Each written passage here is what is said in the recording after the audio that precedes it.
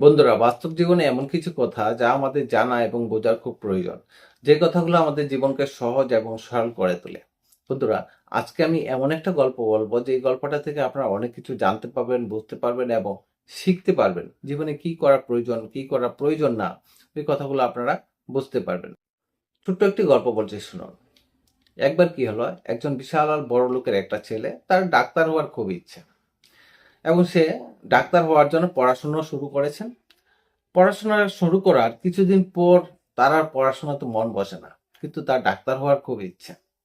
তারপর উনি ভাবলেন যে এমন কাউকে যদি পেয়ে যেতাম, যে মানুষটা আমাকে টাকার বিনিময়ে ডাক্তারি সার্টিফিকেটটা দেবে, ডিগ্রিটা দেবে।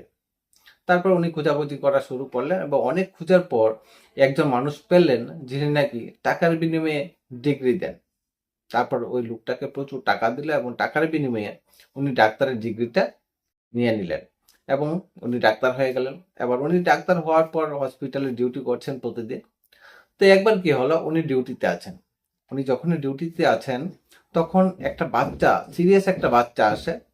আসার পর দেখা গেলো যে ওই বাচ্চাটাকে অপারেশন করতে হবে। অপারেশন না করলে ওই বাচ্চাটাকে বাঁচানো যাবে না। এবার উনি হলেন ঘুষ নেওয়া ডাক্তার। উনি তো আর অপারেশন করতে পারেন না। অপারেশন করতে গেলে তো পড়াশোনা করতে হয়, ঠিক না?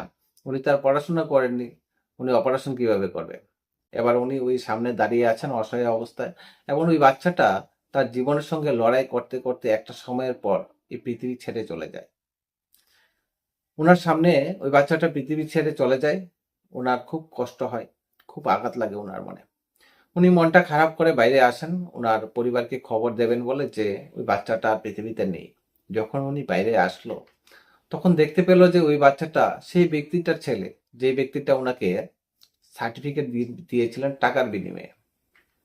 এবং ওই ব্যক্তিটাও ডাক্তারকে দেখে চিনে গেছেন যে আমি এই ব্যক্তিটাকে টাকার বিনিময়ে ডিগ্রি দিয়েছিলাম, আর যেই কারণে আজকে আমার সন্তান এই পৃথিবীতে নেই। এটা আমারই পাপের কর্মফল।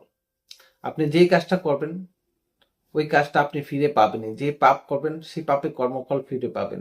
যে ভালো কাজ করলে ভালো কর্মফল আপনি ফিরে পাবেনই। আর ওই ব্যক্তিটাও বুঝে গেল যে শর্টকাটে কোনো কিছুই হয় না, টাকার বিনিময়ে সবকিছু হয় না। উনি মনে মনে ভাবছেন যে আমি যদি আজকে টাকার বিনিময়ে ডিগ্রিটা না নিতাম, আমি যদি আজকে ডাক্তার না হতাম, তাহলে হয়তো এই বাচ্চাটা আজকে বেঁচে যেত। আমার জায়গায় আজকে অন্য একজন ডাক্তার এখানে ডিউটি করতো এবং এই বাচ্চাটার প্রাণ বাঁচিয়ে নিত। তাই বলবো যে শর্টকাটে কোনো কিছু করতে যাবেন না এবং অতিরিক্ত লোভ কখনোই করবেন না। বন্ধুরা, আমার এই গল্পটা থেকে আপনারা কি শিখতে পারলেন কমেন্ট বক্সে অবশ্যই জানাবেন এবং যারা সুন্দর সুন্দর কমেন্ট করবেন আপনাদের জন্য থাকবে অতিরিক্ত ভালোবাসা।